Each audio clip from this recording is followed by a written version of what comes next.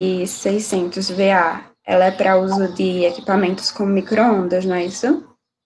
Sim, deixa eu explicar, ótima dúvida, certo? É o seguinte, quando a gente fala, só para deixar bem claro, é uma dúvida que eu ia tirar lá na frente, mas é bom tirar logo de agora, que a gente já tira a dúvida desde o início, né, antes dela, enfim, crescer. Quando eu digo para vocês, olha, para iluminação não tem problema, né? Iluminação, na verdade, a gente nem define aqui uma quantidade de iluminação, né? Só a potência. Vocês já perceberam aqui? Você não diz assim, olha, vão ser 3 lâmpadas de 100, 2 de 20, 2 de 30, 2 de 40, enfim. E potência de iluminação é só potência mesmo. Para tomadas, é que acompanha tomada e potência, né? Aí quando a gente vai lá para tomada, tá aqui, ó. Aí vem aqui. Tomada e potência do lado, né? Tem o quantitativo e a potência de cada uma. Aí quando vem para cozinha, para copa, para banheiro ou para área de serviço, enfim, outros ambientes, tem algumas regras que vão mudar das regras dos quartos, né? Ou de corredor, enfim, que é só uma de 100 para cada 5 metros de perímetro ou fração. E aqui vão ter as 3 primeiras de 600, né, na cozinha, em copas e áreas similares, as 3 primeiras de 600 e da quarta em diante de 100. Aí muita gente diz, mas pessoal, professor, como é que eu vou fazer?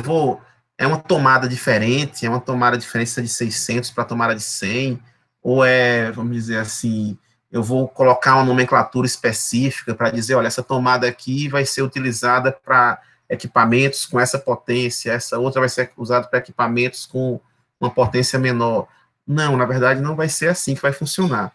A gente vai interligar essas 4 tomadas, certo? A gente vai colocar lá na nossa cozinha aqui, por exemplo, né, que tem 3 de 600 e uma de 100. A gente vai colocar essas 4 tomadas na nossa cozinha e provavelmente, na hora, futuramente, mais uns 3 aulas para frente, quando a gente for aprender a dividir os circuitos, certo? Já falei de divisão de circuitos aqui, mas quando a gente for ver as regrinhas de divisão de circuitos, essas 4 tomadas aqui ficarão no mesmo circuito, certo? Elas ficarão protegidas pelo mesmo disjuntor. Então vai sair o fio do disjuntor que vai se ramificar e chegar nessas 4 tomadas, mas é o mesmo fio que eu vou fazer emendas, né? E vou trazer para essas 4 tomadas. Aí o pessoal, mas professor, mas não é o mesmo fio que está chegando, da mesma seção, mesma espessura, que está chegando em cada uma dessas 4 tomadas, e porque elas têm potências diferentes. Na verdade, essa potência aqui, pessoal, só é para eu somar. Eu vou, na verdade, dizer, olha, o circuito da cozinha aqui, ele tem 1.900 VA. 3 vezes 6 dá 1.800, mais 100, 3 vezes 600 dá 1.800, mais 100, 1.900 VA. Então, tem 1.900 VA dividido em 4 tomadas. Eu posso usar uma tomada só com 1.000 VA, por exemplo, outra com 500 e outra com 400, desde que a soma dê os 1.900. Eu posso usar do jeitinho que está aqui previsto, ao mesmo tempo, 3 com 600 e uma com 100. Eu posso usar uma só com 1.900. Eu posso, enfim, você pode fazer o arranjo que você quiser, desde que a potência total dessas 4 não ultrapasse essa soma aqui de potências, certo? Mas elas vão ter a mesma cara, vão ter vai ser o mesmo modelo de tomada em si, o mesmo plástico, o mesmo ferrinho lá, tudo idêntico dessas 4 tomadas, certo? Só que o somatório de cargas que vão poder estar ligados simultaneamente nessas 4 tomadas vai ser esse somatório aqui, de 1.900 nesse caso, certo? Mesma coisa aqui na sala. O somatório aqui, eu vou ter as mesmas 4 tomadas, certo? Vai ser a mesma carcaçazinha da tomada, tudo igual. Agora, o previsto aqui, para o dimensionamento porque muita gente vê, não, só tendo a tomada é o que define, eu não sei se você já viram aquelas tomadas que tem um buraquinho mais grosso, né? O pessoal, não, vou colocar aquela tomada que tem um buraquinho mais grosso, são tomadas de 20 amperes, então permite uma carga com uma potência mais elevada ser ligada, mas não substitui o fio. Então não adiantou nada. Se eu tenho um fiozinho atrás fininho, do mesmo jeito que eu tinha antes, com minha tomadinha padrão de 10 amperes, então não vai mudar nada eu colocar o encaixe ali com aquela tomada dos buraquinhos maiores. Então, o que basicamente eu vou ter aqui são 4 tomadas na sala, iguais às 4 tomadas da copa e da cozinha, mas as 4 tomadas da sala foram dimensionadas para simultaneamente aqui terem no máximo 400 VA, certo?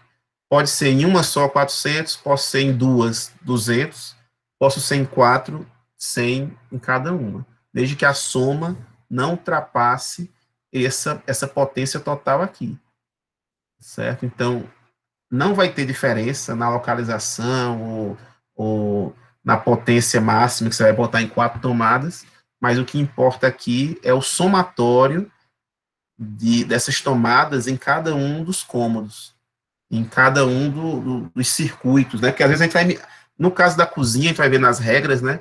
A norma exige que a cozinha tenha um circuito próprio, certo? Tem um circuito próprio para a cozinha. Então, mas às vezes sala e quarto a gente coloca num circuito único. A gente acaba misturando. Sala vai ficar um circuito, um disjuntor para sala e 2 quartos aqui. E um banheiro. Todo mundo no mesmo disjuntor protegendo. Então, basicamente, vai ficar um circuito com 400, aqui 1.200, 2.000. 1.800 no caso, né? Daqui dá 1.200, sala, dormitório 1, dormitório 2, mais o banheiro, deu aí 1.800 VA. Então, esse daí é o circuito 2, por exemplo. Então, e Para aí cada você vai circuito tem subdividir. um próprio disjuntor lá? Isso, cada circuito é um disjuntor, tem o seu disjuntor próprio, ele. Por isso, quando você olha aí no seu quadro de distribuição da sua casa, do seu apartamento, você vai ter ali 6, 7, 8 disjuntores. Cada um é responsável por um conjunto de tomadas ou de iluminação da sua casa. E aí, dependendo do que o projetista fez, ele pode ter deixado. Aí tem algumas regras, né, que tem que ser seguidas, né, que a gente vai mostrar posteriormente. Então, chuveiro elétrico tem que ter um disjuntor só para o chuveiro, certo? Então, um circuito próprio só para o chuveiro. Aí, máquina de lavar, do mesmo jeito, um circuito próprio só para a máquina. Ar-condicionados, circuitos próprios só para os ar-condicionados. Mas aí depois tomadas de uso geral da sala com o do corredor, pode ser um circuito só, você acaba juntando. Iluminação, também não tem nenhum, pode ser um só para a casa toda, inclusive. Geralmente eu gosto de dividir em 2, pelo menos.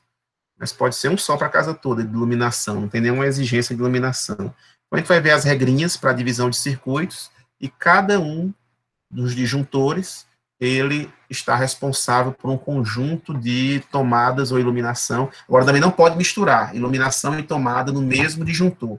É uma outra regrinha. A gente acaba não misturando o circuito de tomadas e iluminação no mesmo disjuntor, deixa sempre separadinho. Tomadas tem seus circuitos próprios e iluminação tem circuitos próprios também, nunca misturam um com o outro, certo? Então, são essas regrinhas aí que a gente tem aqui em relação a essa previsão de tomadas. Deu para entender direitinho aqui essa questão de 3 de 600, uma de Deu 100? sim, obrigada. O que importa aqui é o somatório, certo? É 1.900 aqui, nesse caso, e dos 1.900 você pode utilizar, inclusive, uma tomada só com os 1.900. Pegar um equipamento aí de maior potência e agora não pode, as outras têm que ficar desligadas, né? O que importa é não ultrapassar esses valores previstos aqui inicialmente. Bem, pessoal, então aqui só foi uma imagenzinha, né, para identificar o que é uma corrente contínua de uma corrente alternada, acho que a gente até comentou em algum momento, corrente ou tensão, né, contínua e alternada. Aqui a tensão alternada que a gente tem nas nossas tomadas, nos nossos circuitos de distribuição, transmissão, geração de energia, a maior parte deles são de correntes contínuas e tensões contínuas, perdão, correntes e tensões alternadas, que variam no tempo, né? Então, elas têm uma variação muito rápida.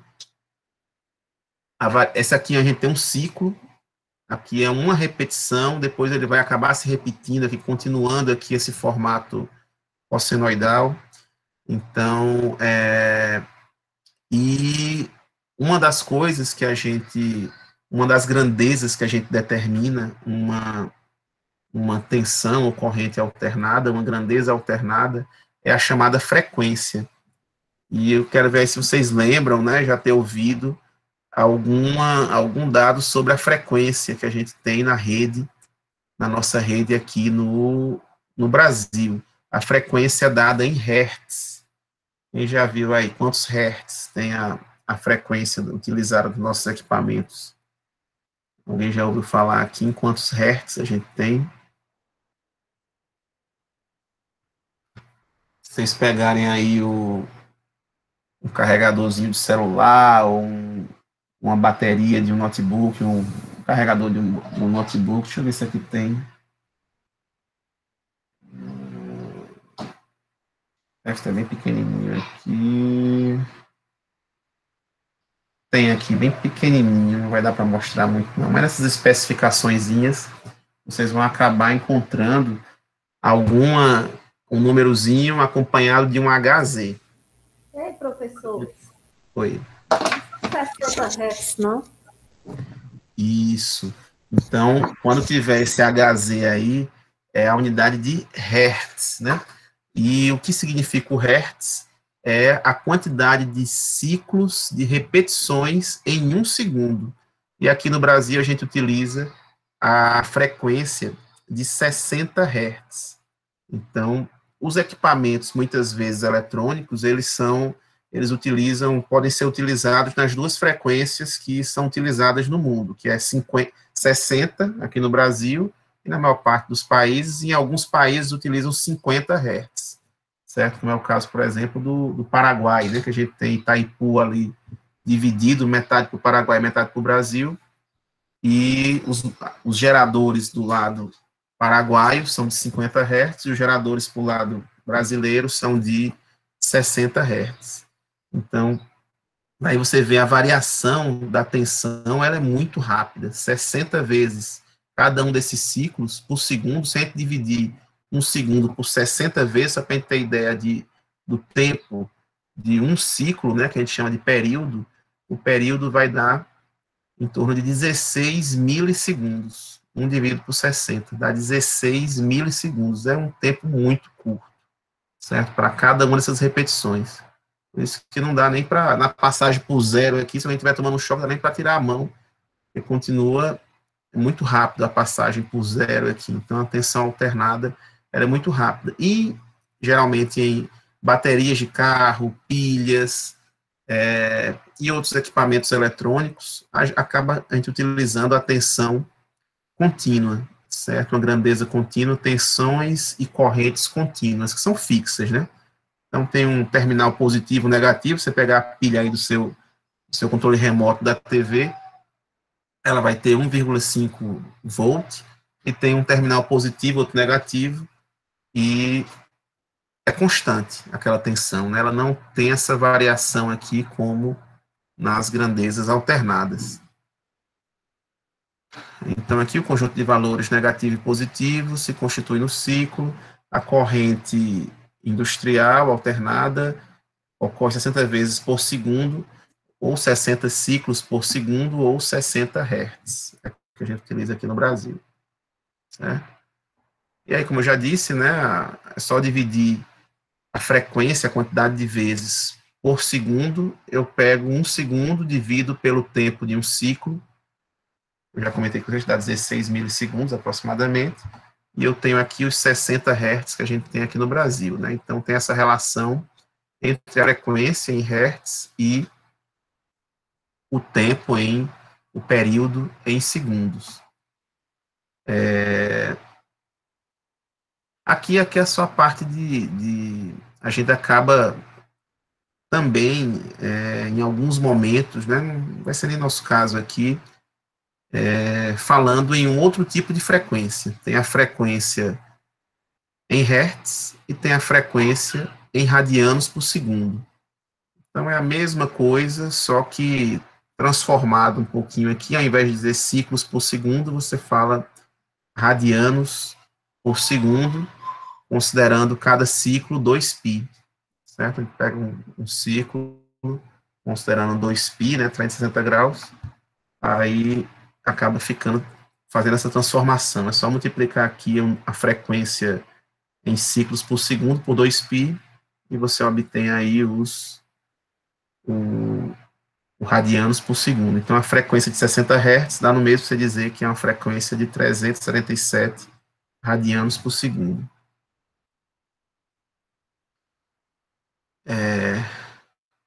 Aqui estou mostrando, né, 0 grau, 90 graus, aqui está no pico, 180 está no zero de novo, 270 está aqui embaixo, 360 está aqui, ou fazendo essa subdivisão em 2π, 360 sendo 2π, 180 sendo π, só a conversão, né, dos graus, ou radianos, se for utilizar também, ao longo dessa variação. E esse é o período T, né, o tempo de um ciclo. Isso aqui a gente já mostrou, o sistema interligado, pronto. E aqui vamos falar sobre a potência. A gente tem tensão e corrente, VI. Em alguns livros pode encontrar o U também, certo? Para tensão. Aqui a gente vai utilizar o V e o I. A unidade da tensão, V, é o volt mesmo. A unidade da corrente I é o ampere.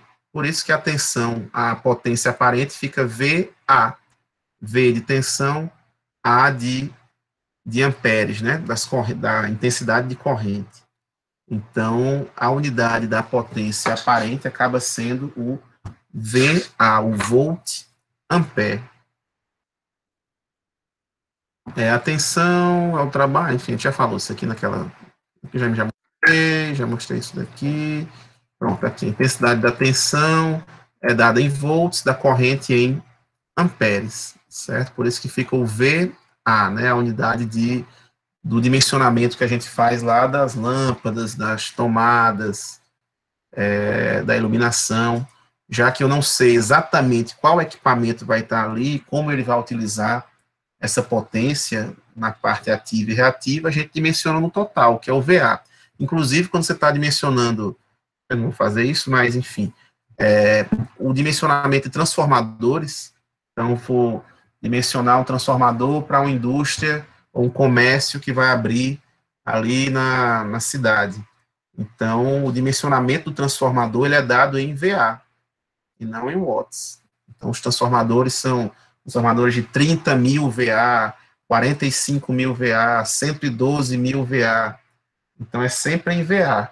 Como vai ser utilizada essa potência em watts ou VAR, depende do usuário final, como é que ele vai dispor dos seus equipamentos, né, quais equipamentos ele vai comprar, qual vai ser essas características de uso, né. E aí, a gente tem a potência aparente, que é o V vezes I, o VA, no caso, né, que se divide em duas.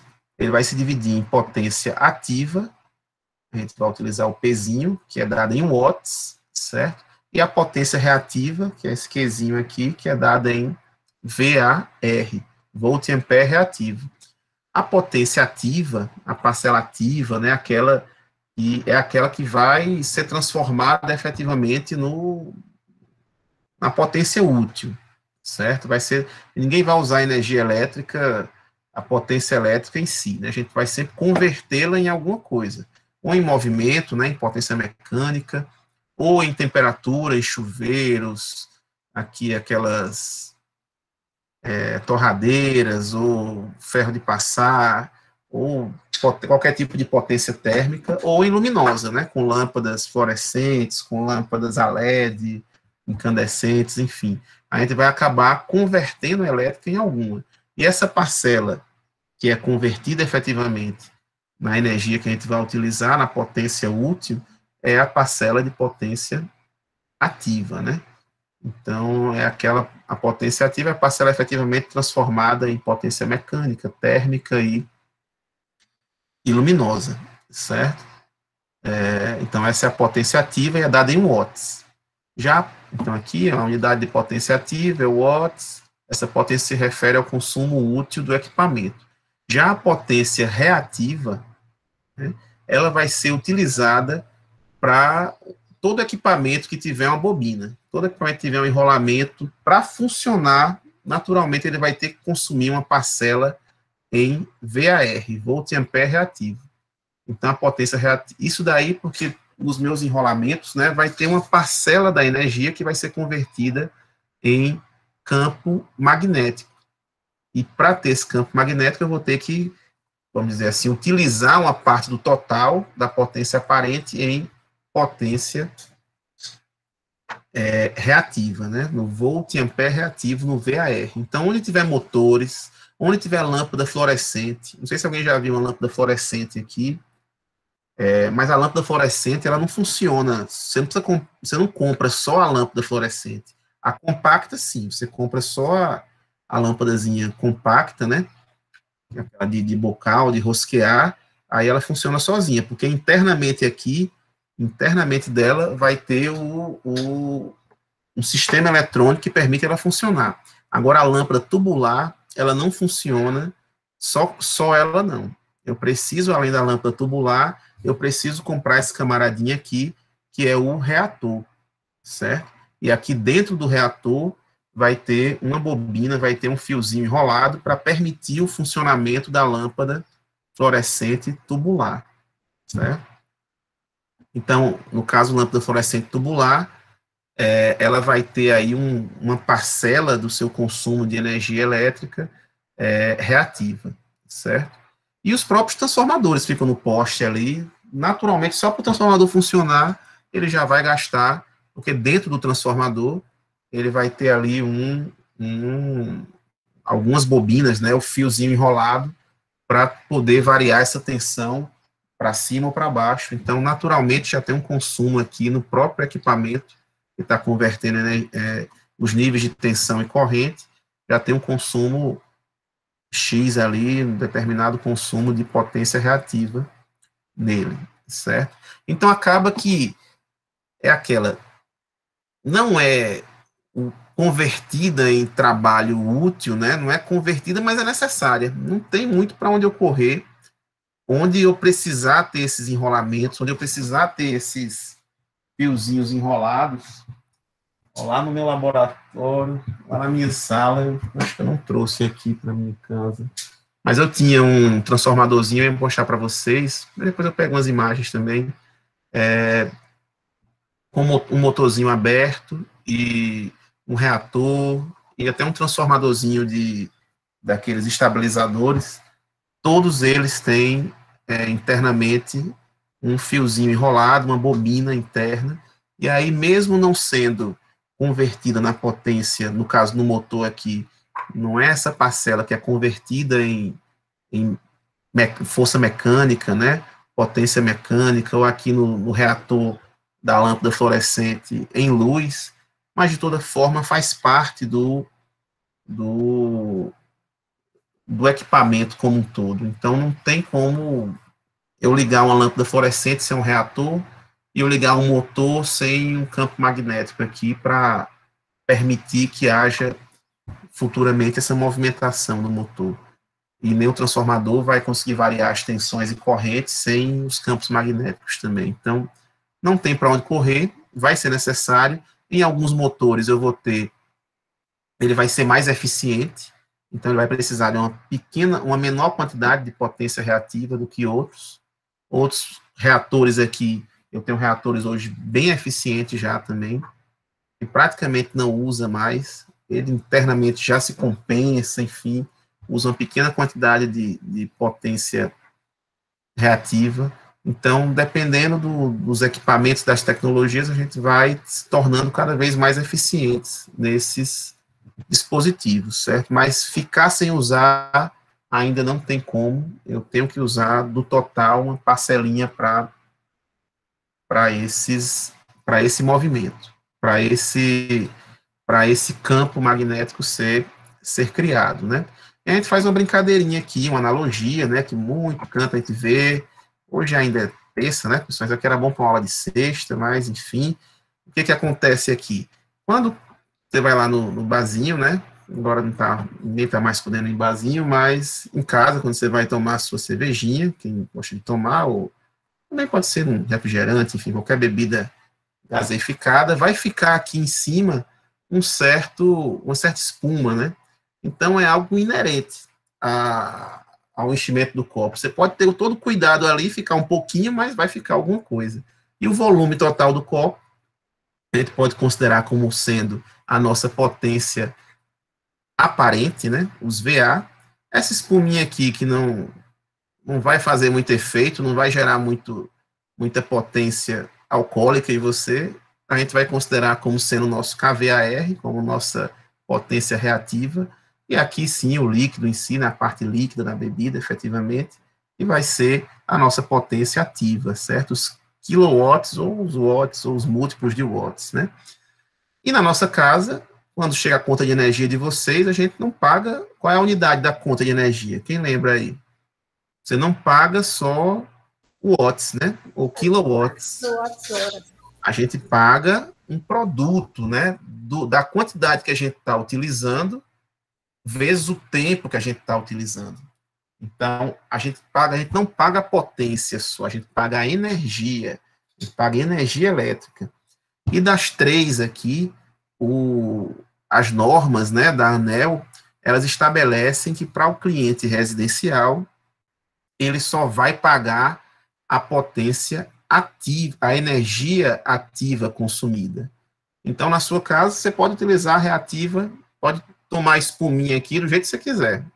Você não vai ser cobrado por isso, certo? Pela reativa. Você só vai ser cobrado efetivamente pela ativa. Já na indústria e no comércio, né, em cargas de maior potência, né, que não são mais residenciais, não são mais em baixa tensão, aí sim, se você usar muita reativa, você poderá ser, inclusive, penalizado, pagar uma multa por isso, certo? Por excesso de energia reativa. Vou até mostrar umas contas para vocês aqui com excesso de energia reativa.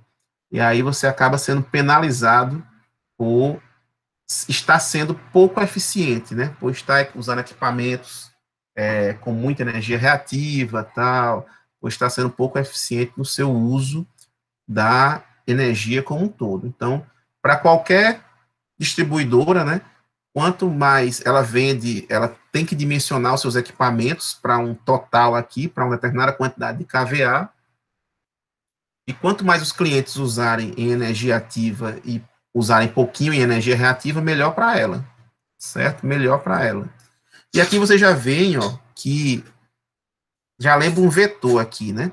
Então, aqui eu tenho um vetor energia, mas pode ser potência também, né? Só multiplicar pelo tempo, mas um vetor de energia ou potência aparente, que tem uma parcela aqui no eixo X, né? Vamos dizer assim, de energia ativa, e uma parcela aqui no eixo Y de energia reativa. Então, são a soma de vetores, né?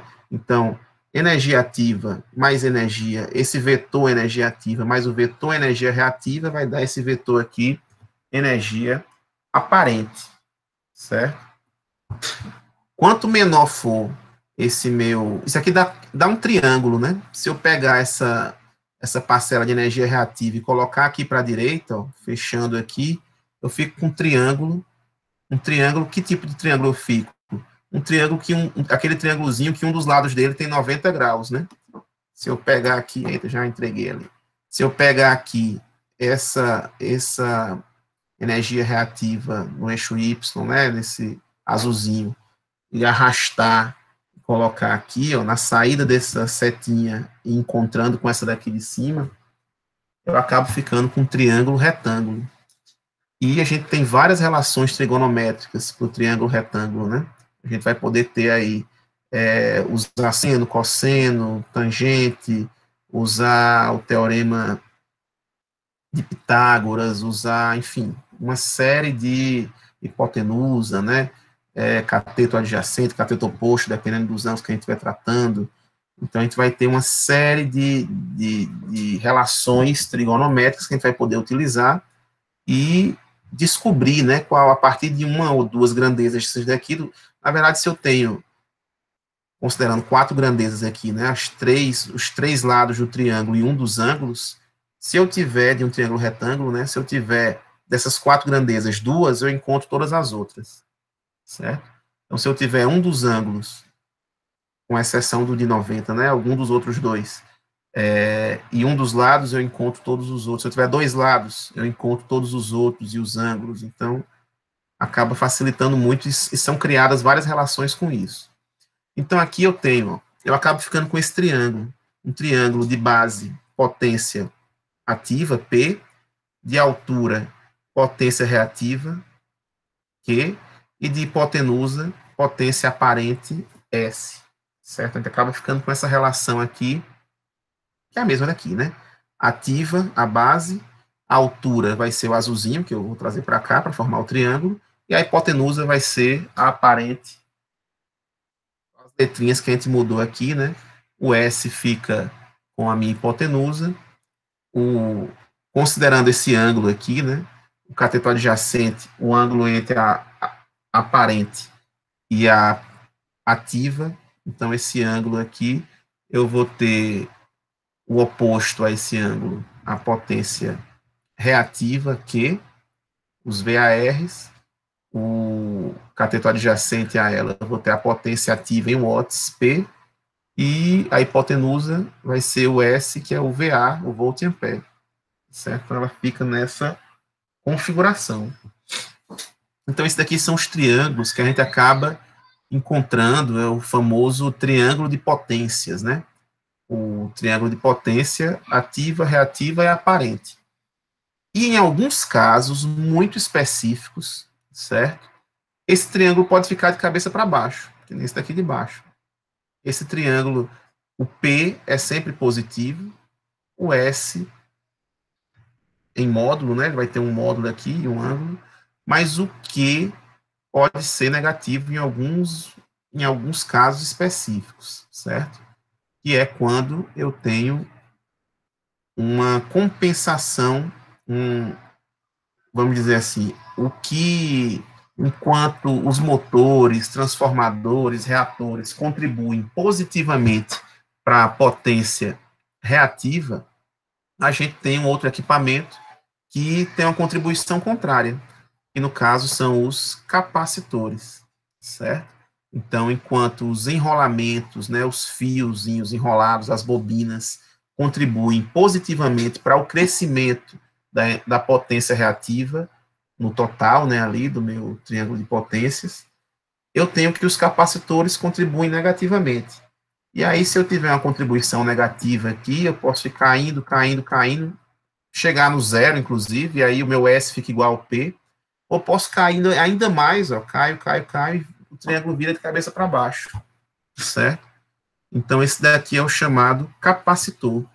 E muitas vezes, quando a indústria, né, ou empresa de grande porte, está tendo um consumo reativo muito elevado, a empresa vai e compra um equipamento chamado um banco de capacitores, um conjunto de capacitores, de equipamentos que vão contribuir negativamente com a potência reativa. Então, ele vai diminuindo aqui, e se eu vou diminuindo a altura do triângulo, a hipotenusa vai caindo também, né? Se eu vou diminuindo aqui a altura do triângulo, a hipotenusa vai caindo. No limite aqui, se a altura do triângulo fica zero, ou seja, a minha potência reativa fica zero, o meu P vai ficar igual ao meu S. Eu não vou ter mais nenhum triângulo, né? Vou ter só 2 retas aqui sobrescritas. A potência ativa vai ficar igual ao S. Só que se eu superdimensionar o meu banco capacitor, ele pode continuar aqui, descendo, e meu S vai crescendo de novo, vai se afastando do P de novo, vai crescendo. E aí a gente tem vamos dizer assim, um fator que controla essa, eu vou dar um nome agora, mas nem sempre, mas eu posso falar isso, é uma eficiência dos sistemas, certo? Quanto mais ativo, quanto maior a minha parcela ativa do S,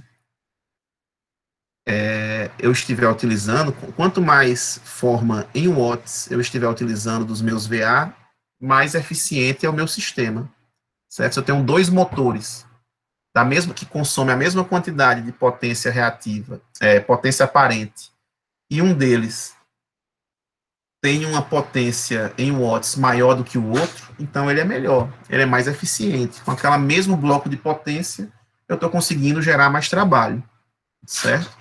Então, a gente pode fazer essa relação entre equipamentos parecidos, similares, né? E aí, esse fator é dado por uma relação trigonométrica aqui bem básica, né, que é o cosseno desse ângulo aqui. O cosseno é quem? É justamente o P sobre o S. É o cateto adjacente sobre a hipotenusa. Então, eu vou pegar aqui o meu P e dividir por a potência ativa dividido pela potência aparente. Então, aqui é o fator de potência, que é conhecido como cosseno de φ desse ângulo entre essas duas potências, que vai dar P sobre o módulo de S aqui, essa distância, né? Essa quantidade de VA. Então, vai ser... Eu estou dividindo duas potências, né? Uma em watts, no numerador, que é o P, e uma em VA, no denominador, que é o S. Então, mesmo sendo unidades diferentes, mas é potência sobre potência. Então, acaba que o fator de potência é uma grandeza adimensional. Então, eu não tenho uma dimensão, né? Acaba sendo só um valor percentual. Geralmente, aqui, quando for acima de 0,9, acima de 0,92, é considerado um ótimo fator de potência, certo? Muito abaixo disso, aí eu já estou utilizando muita potência reativa para esse equipamento funcionar, certo? E aqui só fez substituir na fórmula, né, a hipotenusa por raiz do quadrado aqui, da soma dos quadrados dos catetos, né, pelo teorema aí de Pitágoras, certo? Então, dessas quatro grandezas do triângulo de potência, os três lados e um dos ângulos aqui, que não é o de 90 graus, né, tendo dois, eu conheço o restante. Se eu tiver os dois catetos, eu faço aqui Pitágoras, encontro a hipotenusa, depois utilizo aqui o arco cosseno, né, ou arco seno, ou arco tangente, qualquer um dos três aqui, e eu acabo encontrando o ângulo aqui também, o φ. Se eu tiver um dos ângulos e a hipotenusa, aí você usa seno para encontrar esse lado, aliás, seno para encontrar o cateto oposto, né, cosseno para encontrar o adjacente, e aí já encontra o restante. Qualquer relação trigonométrica que a gente utilizar aqui, tendo duas dessas quatro grandezas, você encontra as outras sem maiores problemas. E aí, quando eu somo várias cargas diferentes, certo? Aqui eu estou somando cargas diferentes, somando aqui três cargas com potências diferentes. Então, pode ser aqui o motor 1, aqui é um motor 2, e aqui é um outro equipamento que tem essa potência aqui, esse triângulo de potência de cabeça para baixo, né, um S3. Então, quando eu somo potências diferentes, basicamente o que eu devo fazer é somar as parcelas ativas separadamente das parcelas reativas. Eu somo os P's, depois somo os Q's. E aí eu tenho um total. Então é como se fosse uma soma vetorial. Eu não tenho como somar vetores diretamente, os módulos de vetores que têm ângulos diferentes, né? Então você tem um vetor com ângulo de 90, outro vetor com ângulo de 30, outro vetor com ângulo de 40. Se você somar esses três módulos desses três vetores, né? Somar os comprimentos deles sem considerar os ângulos, você vai encontrar um valor errado do somatório dos três.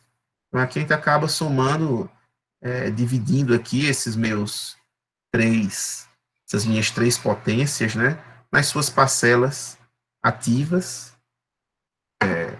no eixo X aqui, reativas no eixo Y, aí você soma uma com a outra e depois encontra o total, se for necessário, o S total, né, por Pitágoras aqui você encontra depois o triângulo total, que deve ser azulzinho aqui. Esse triângulozinho azul, com base P, altura Q, hipotenusa S, certo? E aqui tem dois exemplos. Dois, né? Três, não, dois, só dois. Isso aqui é o monitor, que não está mais. Então, tem dois exemplos aqui para se fazer, certo? Então, vou lá, vi que tem uma carga que tem... E aí, uma dica também. Aqui eu até fui redundante, certo? E coloquei, além das unidades, além das potências e suas unidades, coloquei o que era cada uma respectivamente, né? Mas aqui, se eu dissesse direto, olha, tem uma carga, dimensionando aqui uma carga que tem 40 kW e 30 kVAR. Pronto. Não precisa dizer nada. Se está em kilowatts, se está em watts, você já sabe que é potência ativa. Se está em VAR, você sabe que é potência reativa. Mas aqui eu fui redundante, só para deixar claro, né? E 40 kW é a parcela de potência ativa e 30 kVAR é uma parcela de potência reativa, certo? E aí pede-se, olha, calcula aí a potência aparente, ou seja, eu tenho a base do meu triângulo, a altura do meu triângulo retângulo, calcula a hipotenusa desse triângulo e o fator de potência, ou seja, será que, como é que está a divisão entre da potência total, da potência aparente sendo dada e aquela que está sendo convertida diretamente em trabalho, né, útil. Então, é só fazer aqui, calcular a potência aparente, né, na letra A, e aqui embaixo, ver quanto deu esse cosseno do ângulo, ou o fator de potência, que é o P sobre o S. Aqui eu acho que vai dar aquele triângulozinho, né, de 30, 40, 50, vai ficar 40 sobre 50, você vê quanto é que vai dar aí. E as novas potências ativa e reativa, caso a carga aumente em 20% com o mesmo fator de potência. Então, se eu tiver a mesma potência aqui, aparente, aumentada 20%, então, supondo que deu 50, aumentei em 20%, vai para 60, né? 50 dividido por 5 é 60. Então, se era 50 kVA, aumentou em 20%, vai para 60 agora. E o que vai acontecer com os meus lados do meu triângulo, né? Eles vão crescer 20% igual a cresceu a minha hipotenusa, ou vai crescer menos, ou vai crescer mais. Então, para vocês fazerem aí, eu mantive o mesmo ângulo, né, o mesmo fator de potência. Então, você tem até como calcular o ângulo, né, sabendo o fator de potência, você tem como calcular o arco cosseno desse fator de potência. E com o arco cosseno você tem um ângulo do seu triângulo. Então, aqui é importante o domínio, né, dessas relações trigonométricas de um triângulo retângulo, né, mas é o mais básico, né, só cosseno, tangente e os arcos, né, o cosseno a menos 1, seno a menos 1, tangente a menos 1 e Pitágoras. Então é só o básico da trigonometria aí para o triângulo de potências. Então fica para vocês já treinarem aí. E também tem uma outra coisa aqui, que vou até completar mais esse exercíciozinho, que é o seguinte: não sei se vocês já dimensionaram algum motor, já viram algum motor elétrico, e geralmente o motor elétrico a gente não encontra muito motor em watts. O pessoal não diz, não, o motor aqui geralmente é de quantos cavalos o motor tem. Não, vou pegar um motor de 1/4 de cavalo, de meio cavalo, de 1 cavalo, 2 cavalos. Então é em cavalo, né? É meio estranho, né? Cavalo para um motor. Ou cavalo, ou CV, né? Ou HP, dependendo do tipo de fabricante, dependendo do país que o fabricante veio, o padrão que esse fabricante determinou. São grandezas bem próximas, o CV e o HP, mas tem uma pequena diferençazinha aí, mas é basicamente bem próximo um ao outro. Eu coloquei aqui. Basicamente é uma conversão de CV para HP para watts, certo? Então, pode fazer direto aqui, cada CV tem 335,5 watts, e cada HP, 745,7 watts, certo? Então, aqui já por sua vez, já vem de uma conversão, de uma convenção, né, que foi dada aí para os motores a combustão, quando da sua criação, fazia um comparativo ali com a força de um cavalo, efetivamente, do horsepower, né? A força do cavalo, aí da potência que um cavalo teria. E aí, da mecânica que foi trazido aqui para essa conversão para elétrica. e acabou chegando nessas quantidades aqui. E um CV tem 735,5 watts. Então, aqui eu tenho uma indústria que tem 15 motores, aliás, tem 20 motores de 15 CV cada um. É só multiplicar, né? 15 pelo valor de um CV, 700 e pouco aí, e aí eu já sei, você já sabe que é o quê? É a base do meu triângulo, né? Essa daí, esse produto que você encontrou, é a base do triângulo. E eu dou o fator de potência. Então, eu dou o P sobre o S, né? Então, você já tem o P e tem o fator de potência, então tem como encontrar o S, tem como encontrar a hipotenusa do triângulo. E, posteriormente, tem como encontrar a altura do triângulo também, né? E houve uma expansão, onde foram comprados mais 10 motores de 20 HP. Então, chegou lá em outro fabricante, que tinha esse padrão aqui de HP, e comprou-se esses 20 HP, esses 10 motores de 20 HP, com fator de potência de 0,8. Então, a gente ficou com esses dois conjuntos. E aí pergunta-se depois qual o fator de potência da indústria após a expansão. Ou seja, você tem que descobrir o triângulo total, soma P com P, Q com Q, igualzinho foi feito aqui. Ó. Todos os P somados, todos os Q somados, certo? Se tiver algum negativo, como foi esse caso, mas não vai ter, né? Só vai ser esses dois mesmo. Mas soma P com P, Q com Q, encontra o S novo, a hipotenusa nova, e descobre o fator de potência P sobre S nesse exercício, para a gente encontrar a potência, o fator de potência total da indústria, certo? Isso daqui é uma outra só de motores, né? A indústria vai ter certamente outros equipamentos elétricos, mas só de motores seria esse o fator de potência total a ser encontrado, certo?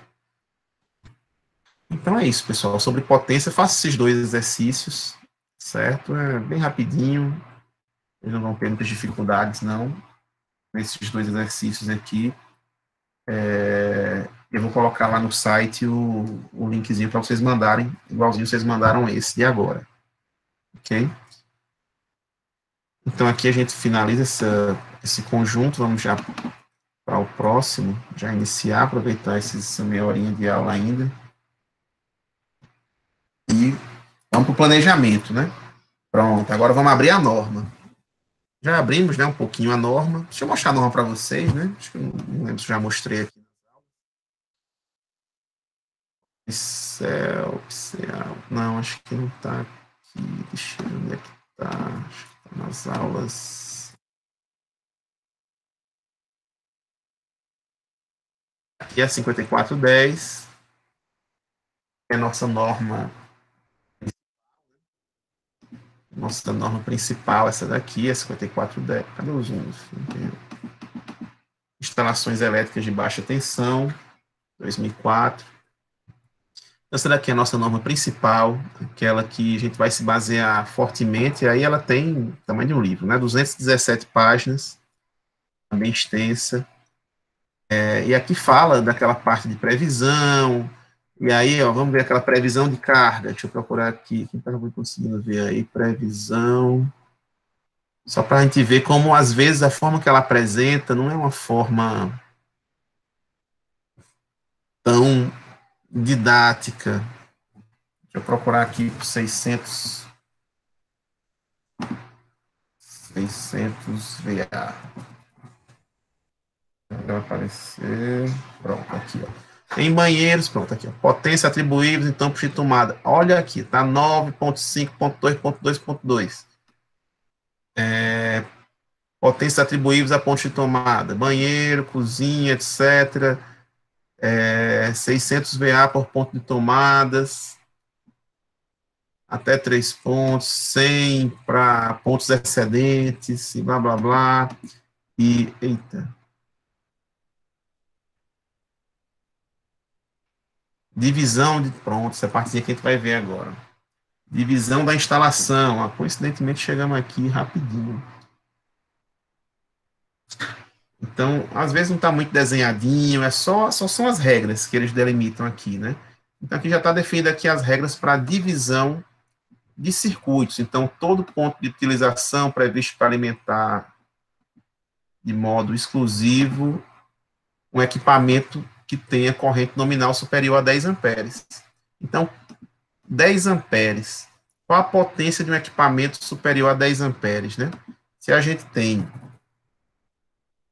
220 volts, P vezes 10 amperes, então vai dar 2.200 VA. Então, qualquer equipamento que tenha mais de 2.200 VA de potência, ele vai ter que ter um circuito próprio, certo? Um modo exclusivo, dedicado, né, para alimentar esse circuito, certo? É um circuito independente, deve constituir um circuito independente para todo equipamento que tiver mais de 2.200 VA. Se você olhou lá no dimensionamento, deixa eu ver aqui a aula anterior, que era dimensionamento. Olhei lá no dimensionamento, de cara eu já vejo, olha, a torneira tem 5.000 watts. Logicamente, se tem 5.000 watts, vai ter pelo menos 5.000 VA, né? Se o meu VAR for zero, né? Se minha hipotenusa for igual a minha base, né? Ao meu cateto adjacente, que é o watt, vai ter pelo menos 5.000. Então, de cara, esses equipamentos com mais de 10 amperes, ou seja, mais de 2.200 VA, ou watts, né? Eles de cara já vão ter um circuito próprio para eles. Qualquer equipamento passou de 2.200 VA, circuito próprio para eles. Passou de 10 amperes, vai ter um disjuntor só para ele. E aqui os pontos de cozinha, tomadas, os pontos de tomada de cozinha, copa, blá, blá, blá, lavanderias também devem ter circuitos exclusivos, devem ser atendidos por circuitos exclusivos. Por quê? Porque são áreas molhadas, né, geralmente. Então, cozinha, tem máquina, área de tem pia na cozinha, tem... E aí o camarada pode, em algum momento, molhar alguma coisa, molhar uma tomada sem querer, ou ali na máquina de lavar, pode causar algum problema ali, algum curto. E aí ele vai e abre sozinho o circuito, certo? Ele vai e o circuito abre naturalmente sozinho.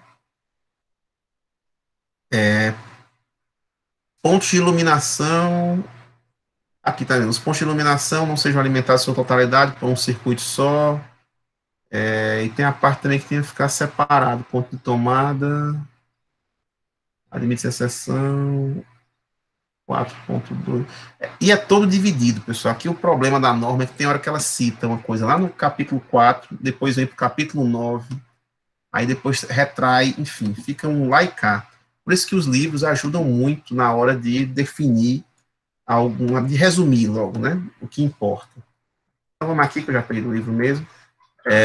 Então a instalação do circuito, a instalação elétrica de uma edificação, deve ser dividida em vários circuitos, certo? Qual o objetivo dessa divisão? É ter uma questão de segurança e também não permitir que fique toda a instalação desenergizada desnecessariamente. Então, você foi lá, teve seu micro-ondas queimou, causou um problema lá naquela tomada do micro-ondas, aí só por causa disso daí você vai ficar sem luz, sem chuveiro, sem TV, desliga tudo na casa. Então, não é interessante. Até para encontrar o defeito, às vezes, quando não tem uma explosão, não tem nada, até dificulta. Porque quando tem um probleminha, deu um curto-circuito numa iluminação externa, você não está nem lá para ver. E aí apagou a casa toda. Para procurar de ponto de iluminação em ponto de iluminação, até o eletricista vai ter trabalho para encontrar o defeito da sua casa. Então, se teve um defeito que deixou só uma região desenergizada e o resto está funcionando, logicamente que você vai procurar o defeito naquela região que foi desligada de forma automática, né, pelo sistema de proteção. Então, cada circuito pode ser seccionado sem risco de realimentação inadvertida. O que é isso? Cada tomada, isso aqui é importante, viu, pessoal? Muita gente confunde no começo. Cada tomada vai estar ligado a um único disjuntor. Não posso ligar uma mesma tomada a dois caminhos diferentes. Porque aí, se eu desligo uma, aí a outra pode permanecer ligada. E aí a pessoa vai lá ou na hora que eu ligo outra, acaba, enfim. Então, cada equipamento vai estar conectado a um único disjuntor, a um único circuito, certo? Então, para não ter problema de uma religação aí por outro caminho de forma inadvertida. A divisão deve levar em consideração a facilidade de inspeção, como eu disse, né, no momento que der um problema, alguma coisa, o camarada consiga desligar os circuitos e identificar onde foi o problema, permite ensaios e manutenção. Tem sempre que lembrar que tudo que a gente vai criar numa instalação, em um momento ou outro, vai precisar passar por uma manutenção. Então, vou precisar desligar para substituir uma lâmpada, para trocar alguma parte da instalação. Então, é bom ter uma série de subdivisões nesses meus circuitos. E evitar que a área toda fique sem alimentação, logicamente, né? E aqui são as 4 regras básicas, pessoal. Primeiro, a gente vai dividir tomada e iluminação. Não vamos misturar tomada e iluminação. E aí tem uma exceção da regra que, às vezes, esse pessoal que faz prova de concurso acaba fazendo um desserviço aí para a área e fica cobrando essas exceções, né? Por isso que é bom, eu gosto sempre de comentar aqui, porque já teve um caso de uma ex-aluna que acabou fazendo uma prova de concurso que caiu essa exceção na prova dela. Quando ela mandou, ela professor, ainda bem que o senhor comentou, rapaz, eu geralmente nem comento, mas agora eu vou comentar sempre. Que a gente vai, nos nossos projetos, para todo projeto que a gente fizer, a gente vai considerar, não vai misturar tomada com iluminação, certo? Não vamos misturar tomada com iluminação, vai ficar separado tomada e iluminação. Então, eu vou ter 10 circuitos, por exemplo, na minha instalação. Vai ter os circuitos só de tomada e os circuitos só de iluminação. Não vai ter nenhum circuito que vai ter iluminação misturado ali com alguma tomada. Só que a norma, ela prevê uma exceção quando os circuitos tiverem, está inclusive aqui nessa página que a gente abriu, né, coincidentemente.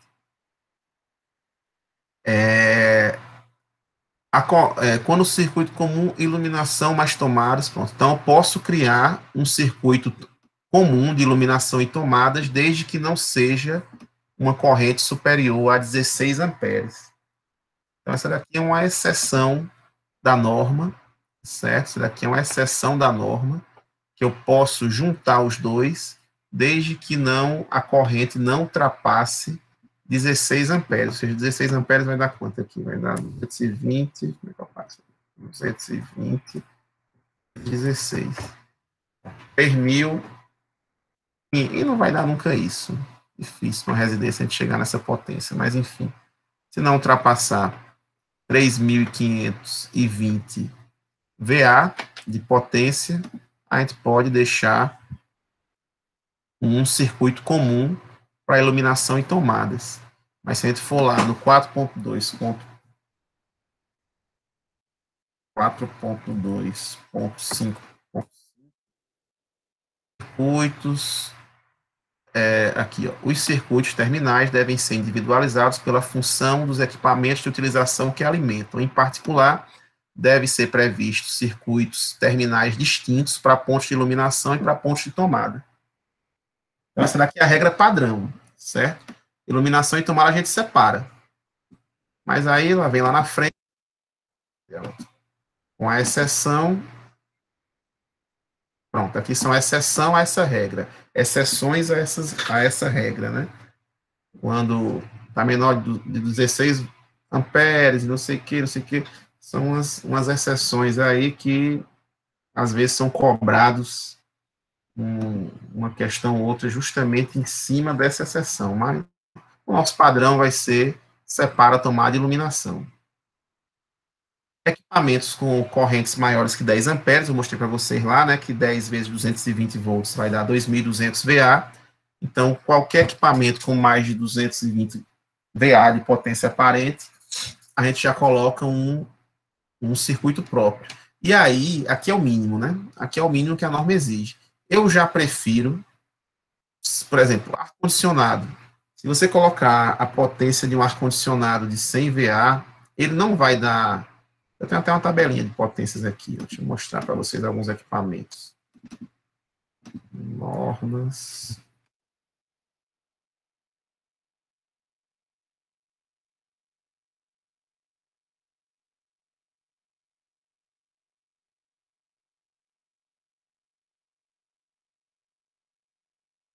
Embaixo tem uma tabelinha de equipamentos.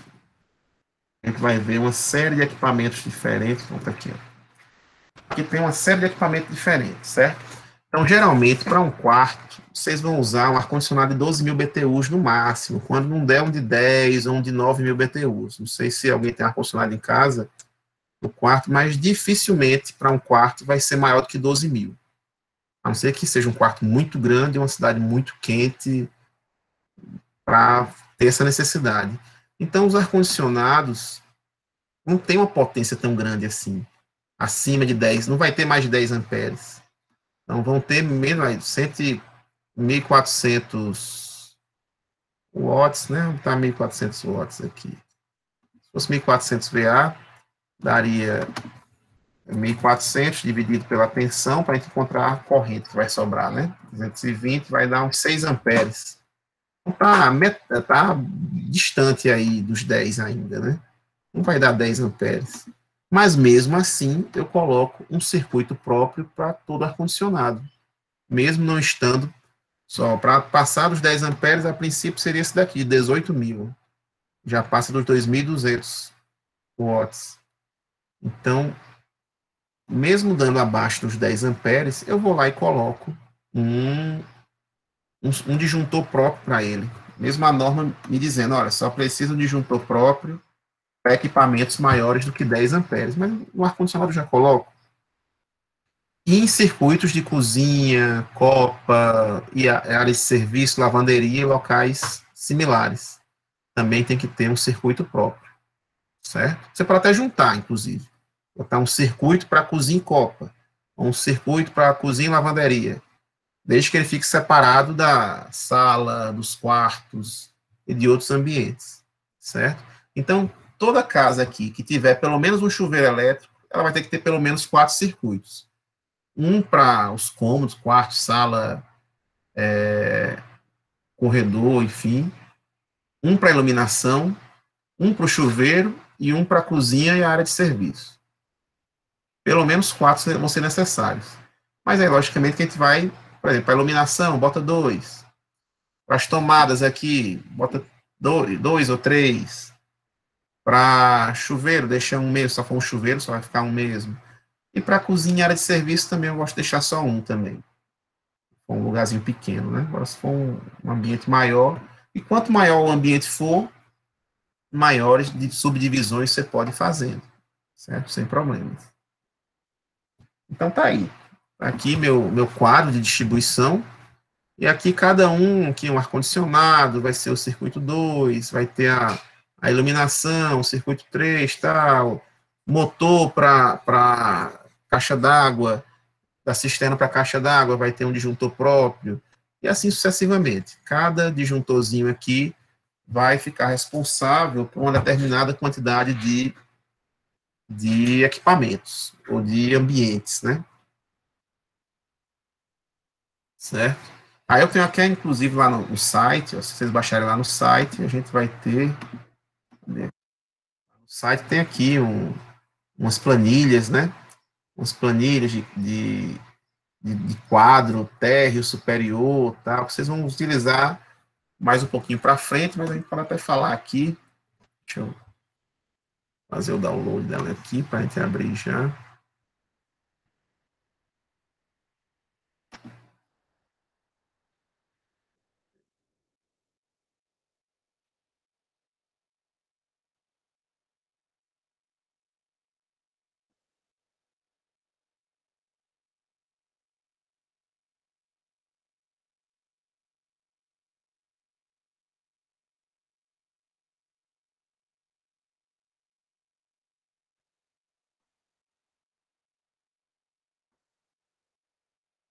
Aqui, por exemplo. E aqui o quadro de cargas. Aí pronto, aqui é o exemplo, né, aqui, que vocês vão ter para realizar. Aqui deu um conjunto de 10 circuitos, essa edificação, e aqui foi feita as divisões. Ó. Eu fiquei com 3 circuitos de iluminação, tipo, 2 para a área interna da casa, sala de estar, sala de jantar, escada e garagem. O segundo para a área interna, cozinha, quarto, despensa e área de serviço. Um para a área externa. E aqui, um para tomada de uso geral, sala, jantar, despensa, quarto e garagem. Um para a cozinha, um para a área externa. Aqui a tomada de uso especial, né, que deve ser um banheiro. Aqui outro banheiro, chuveiro, ar-condicionado, bomba d'água para piscina. E aqui é o quadro geral, né? Subdivisão do quadro geral. Então, aqui você acaba fazendo essa divisão de circuitos. Aqui foi do pavimento inferior, deixa eu ver do pavimento superior.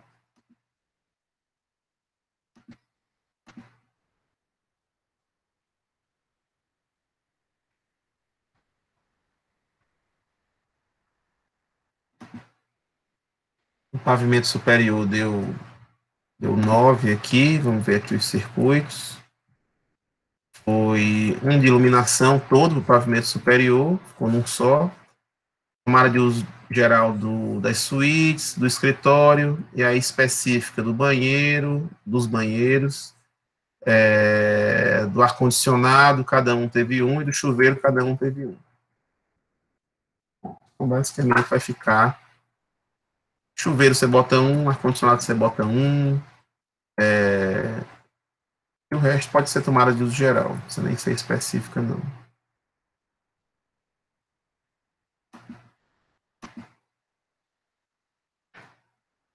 Então, essa divisão acaba sendo feita dessa forma, né?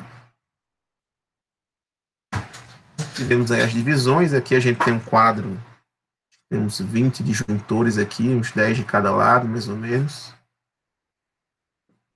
E aí o quadro de distribuição, o que ele vai ter?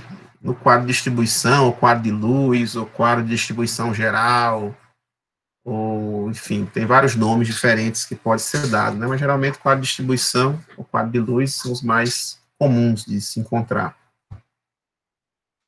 Então, o quadro é um componente, né? Ele é uma caixa, vai ficar aqui na parede, e aí onde é que a gente vai escolher o local dele? Logicamente, como eu já comentei com vocês, não vou colocar num banheiro, nem um local fechado, né? Ou vai ficar na cozinha, ou no corredor, ou numa sala aberta. Na sala, geralmente, o pessoal não coloca, mas por uma questão mais estética, né? Na sala tem um apelo estético maior, então, ou deixa num corredor, ou no acesso à cozinha, ou numa paredinha próxima ali, numa das paredes da cozinha também pode ficar. São as áreas mais comuns de se encontrar, mas sempre num local aberto, de fácil acesso e próximo ao centro de carga da casa. Para não ficar em nenhuma das extremidades da casa também, né?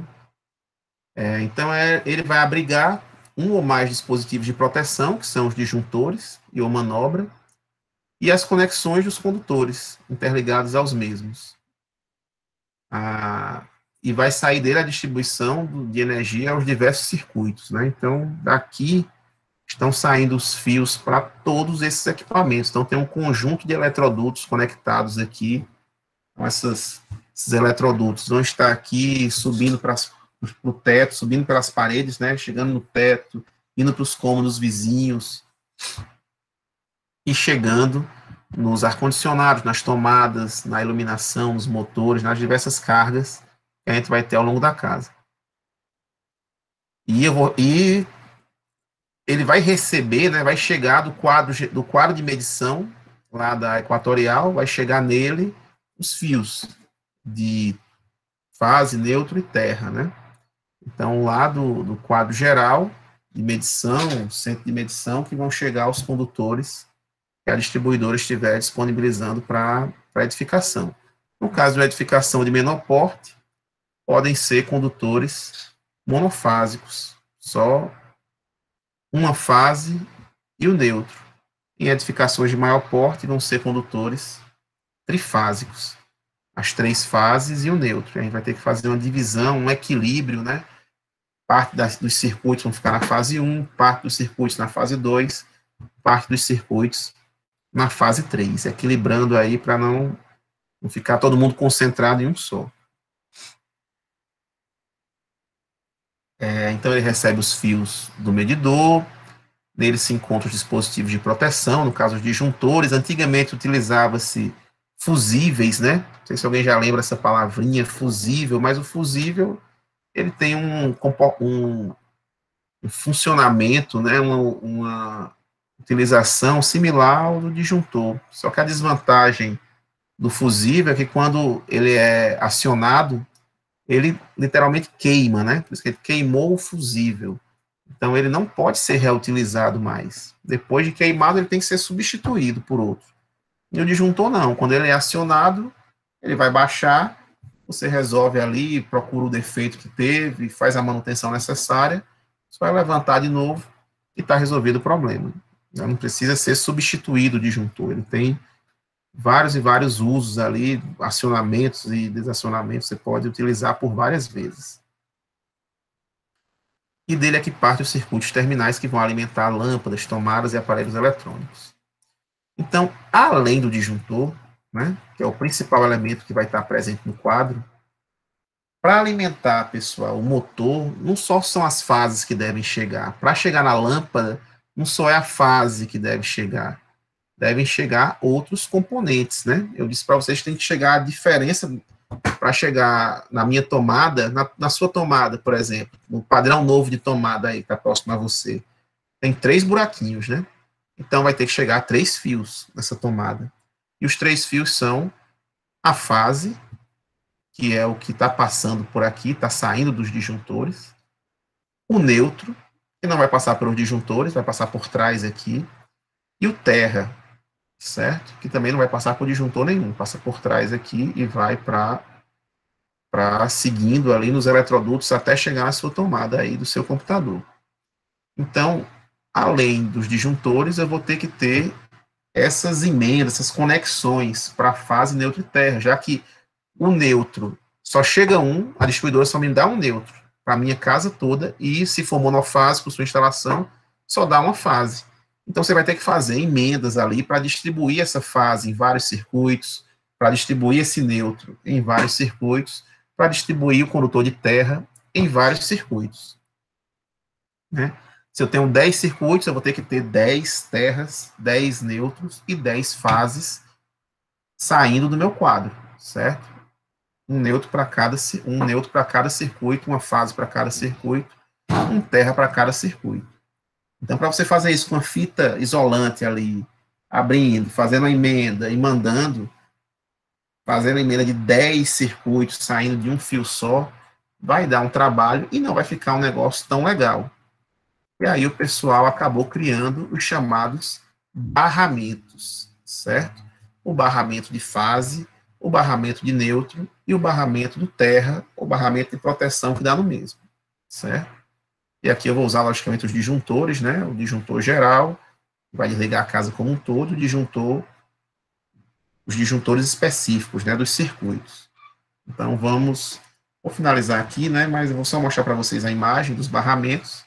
Esses daqui são os barramentos, que são literalmente barras de cobre, né, cheia de parafusinhos, onde eu vou conectar aqui. Aqui está chegando lá do quadro de medição.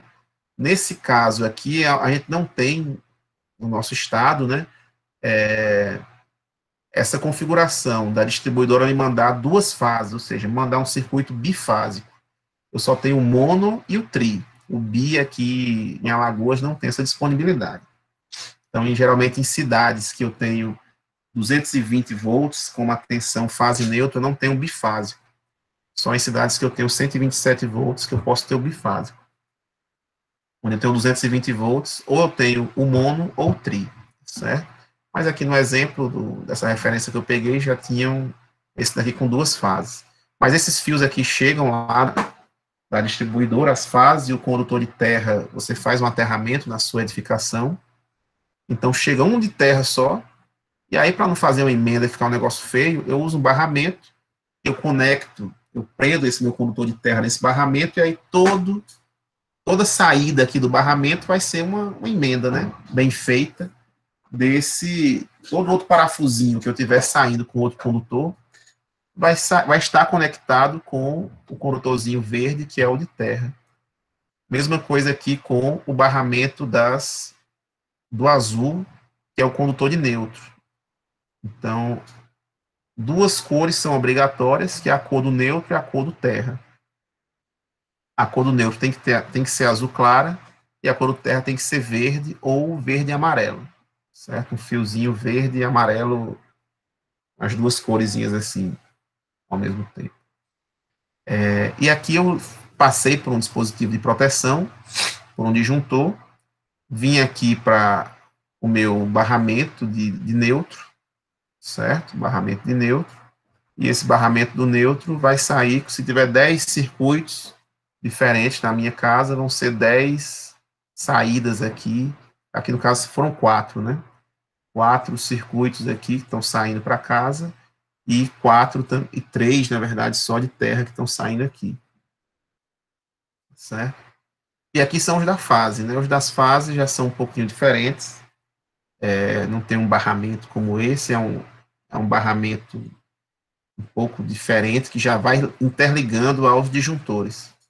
Certo? Aí eu já faço a divisão aqui para os disjuntores, por um.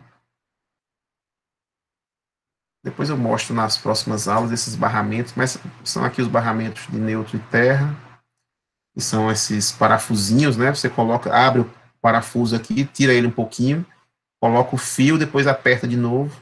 Então, o fio que tiver conectado aqui em um vai ser uma emenda bem feita, né? Vamos dizer assim, uma emenda mais segura, mais resistente do que só passar uma fita isolante e dar um nozinho ali nos fios, né? Usar esse tipo de barramento. Bem, pessoal, então por hoje a gente vai parar por aqui. Amanhã a gente finaliza essa parte. E no finalzinho, eu já vou falar aqui dos disjuntores, circuito de proteção, os limites para ser monofásico, bifásico, trifásico. Vamos ver se a gente consegue dar uma corridinha aqui. Não, tem muita coisa ainda. Muita coisa. Aí, quem pediu para ver a parte de iluminação, de ligar a mesma lâmpada em 2 locais diferentes, a gente vai ver aqui, acho que só na próxima semana, possivelmente.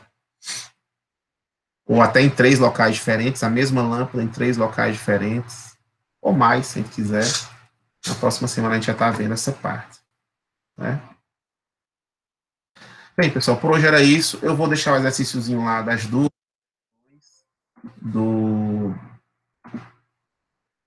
das duas questões do final do capítulo. Capítulo qual? Capítulo 1, que foram aquelas de potência. E vocês fazem, bem tranquilo. E deixo vocês mandarem até quinta-feira, certo? Essas duas questõezinhas aqui. Mas rapidinho vocês vão fazer, não é muito difícil, não. Ok? Bem, por hoje era isso. Agradeço aqui a presença de todos. Daqui a pouquinho eu coloco lá os exercícios valem presença. Isso mesmo, o exercício vai ter uma pontuação específica de 2 pontos, né, na AB1 de exercício, e a presença também. Por isso que toda a aula a gente tenta passar para vocês um exercício, já que a aula está sendo gravada, eu não vou fazer chamada aqui, por entender que um momento ou outro a internet pode cair, você, na hora que eu fizer a chamada, você não vai estar presente, então, fazendo exercício, colocando em dia, fazendo o upload lá no Moodle, eu considero a presença, assistiu a aula, conseguiu fazer, tá ok. Beleza? Então, vou colocar esse daí, vocês entregam na quinta. Ok, pessoal? Pronto, vou finalizar a gravação e amanhã, 11h10, a gente se encontra.